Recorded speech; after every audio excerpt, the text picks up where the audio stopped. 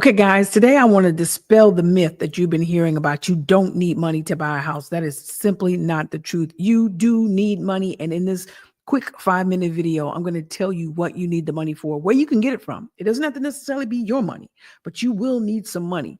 My name is Salandia Hammond, aka Sue Ham Baby Mortgage broker with loanswithsueham.com, powered by Edge Home Finance. So let's get started. Let's make this really, really big, and let's explore what you need the money for to buy your home. All right. Like I said, we're going to bust that myth. I'm going to tell you what you need it for. You cannot buy a home without zero cash. Again, may not be your money, but it's going to be somebody's money. You're going to need money for down payment, people. Yes, VA and USDA loans are 0% down, so you don't need any money for that.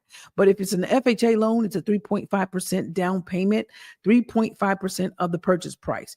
Conventional loans can go down to as low as 3%. Yes, there's a myth that says you need 20% down payment. That is not the case for everybody. There are programs that allow 0% down. There are programs that allow 3% down, programs that allow 3.5% down.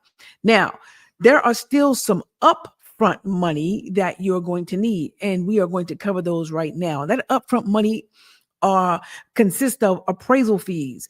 We have to determine the value of the property in order to get the loan for the home that you want to buy. Appraisal fees can consist of $400 to $700. Inspection fees, regardless of what anybody tells you, always get a home inspected. I don't care if it's a new build. Always get a home inspected. And that can range in the state of South Carolina between $300 to $600. And these numbers that I'm giving you are based in the state of South Carolina.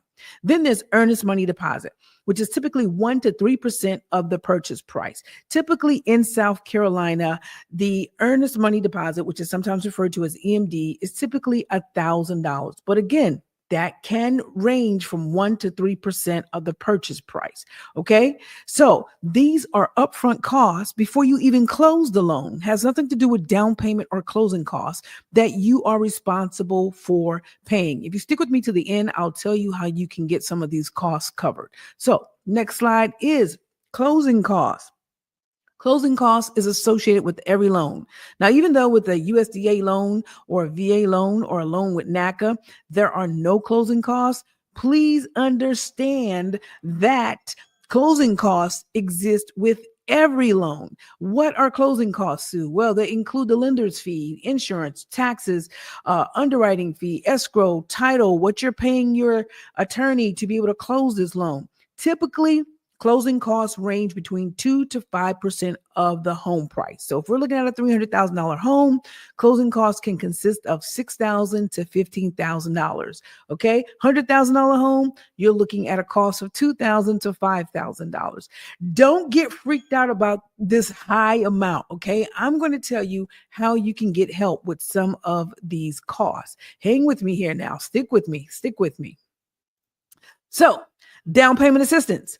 If you're not using a VA loan or USDA loan or NACA loan, which are 0% down, then you are either going to be using an FHA loan or a conventional loan, which down payments can go down to as low as 3% and up to 20%, just depending on what you want to put down. There are down payment assistance programs out there. You do have to qualify. Some down assistance and payments programs require you to have a 640 middle mortgage score to qualify. Some are forgivable, when meaning they're grants, true grants. You don't have to pay them back. Some of them are forgivable loans that you don't have to pay back. And some of them you do have to pay back. So you just have to see where you fall if you qualify. As a mortgage broker, I do have down payment assistance programs that go down to a 600, 620 credit score. But bear in mind, it does limit your buying power on the house because of debt to income. All right, so let's go even further. Like I told you, there was help out there for down payment assistance. Now, what about closing costs? Can the seller help with your closing costs? Remember what those closing costs were? Let's go back to it. These are your closing costs. Can the seller help with these closing costs? And that answer is yes. Are they required to help with the closing costs? That answer is no. It is completely up to the seller if they want to help you with closing costs. A great realtor will negotiate that and try to get you as much closing cost help as they can. Sometimes You may not want to ask the seller for a whole lot, or the seller can't give it to you. You may have enough room in your budget where you can increase the purchase price and then use that extra fund towards your closing costs. So a lot of times when you hear realtors or brokers or mortgage companies or banks saying, hey, they were able to get $2,500 back at closing, or $1,000 back at closing, or they didn't come out of their pocket at closing, they didn't have to bring any money to the closing table, it's generally because the seller is probably helping with closing costs, or they have down payment assistance, grants, or loan to help with down payments and closing costs. But like I said before, money is needed. Remember, earnest money deposit. Remember, appraisals. Remember, inspections. Those things are out of pocket expenses beforehand that you will need. So stop thinking that you can buy a house without money. Might not need to be your money, but it needs to be somebody's money to buy this house.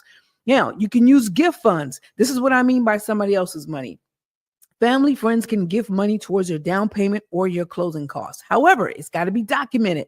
You can't just go up under the mattress and pull it up out of from under the mattress and give somebody cash and say, here you go, use it. It doesn't work that way. It has to be documented, and it has to be a signed letter attached to that with the proof of transfer going towards either your closing or down payment costs, or both. Okay, so that's how that works.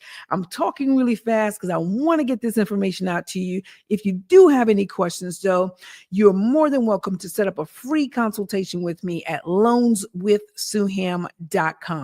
I hope this clears it up. Quick video to let you know that money is required when purchasing a home.